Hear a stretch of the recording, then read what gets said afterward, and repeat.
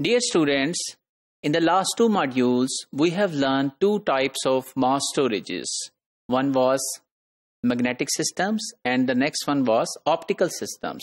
So in today's module, we will start flash drives, which is also one of the mass storage. And that mass storage was mean that we want to store data for long period of time. That should be non-volatile. What were the issues in magnetic systems? Whether it was optical system or hard drive magnetic system. So the issues were the physical motion. So you need to rotate the disk, whether it was magnetic system or the optical system. And we also need to move the read-write heads in the form of when we used magnetic systems. And we also need to aim the laser beams. So all of these operations are not in line, are not compliant with the electronic circuitry which we have in our computer. So we want something in which we could store data electronically. So this need was adopted by flash drives. So bits are stored by sending electronic signals directly to the storage medium, where they cause electrons to be trapped in teeny chambers of silicon dioxide.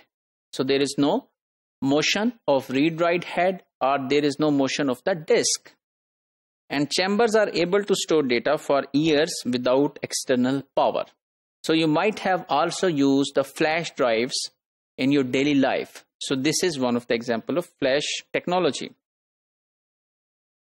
And then if we repeatedly erase, so it slowly damages the silicon dioxide chambers. Therefore, it is not suitable in place of main memory. So you know, in main memory, we need to store and retrieve data more often. So for example, whenever you open a web browser or whenever you want to work on computer, so all of the data and program is stored in the main memory. So this means there you need to read, write, erase data more often. So this means that we cannot use flash drives in the place of main memory because it slowly damages the silicon dioxide chambers which is available on flash drives. And that is suitable where alterations can be controlled. So there are controlled alterations like cameras. So you take pictures from camera, but you are not all the way every time putting data and taking data out of the camera. And then smartphones, portable devices, so for which you just want to take data from one place to another place. And this is basically the usage of flash drive of today. Because today you have witnessed that we use flash drive to transfer data from one computer to another computer. So that is just a portability. But we are not normally working on flash drives directly. And those are not reliable as optical disk for long term because it is damaging the chambers. And then there is another concept in the flash drive technology that is called SSDs, solid state disks. So large flash memory devices designed to take place of magnetic disk. So those have been built and those are being used nowadays, and they have quiet operations. So they do not, because they do not move, disk is not moved, there is no read-write head, so the operation is quiet. And their access time is low, as we have already learned that if there is a low access time, then that technology is better than the other one. However, this is costly than the magnetic system. So this is one of the problem at the moment. So researchers are working on it to make cheap SSDs so that it can be adopted in the desktop computers or personal computers. But the business community can use them in place of magnetic systems for quiet operations.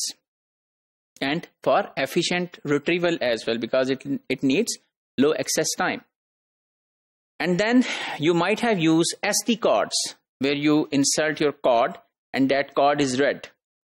So in SD cards, which is known as basically secure digital memory, so they provide up to few GBs of storage. That also comes under the heading of flash drives.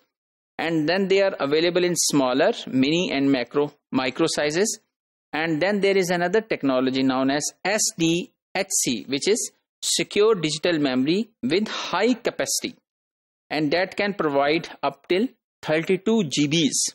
And then there is SDXC. So XC means extendable capacity, so that may exceed to terabytes. So you can plug in more capacity to it, and it can go up till terabytes.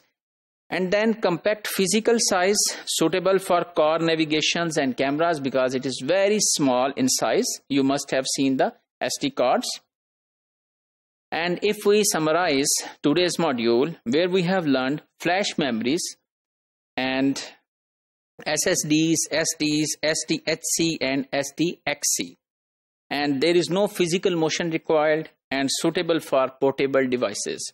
So with this, we have completed the modules for mass storage, that how the data is stored permanently on computer rather than using the main memory, which only store data for as long as there is an electricity available.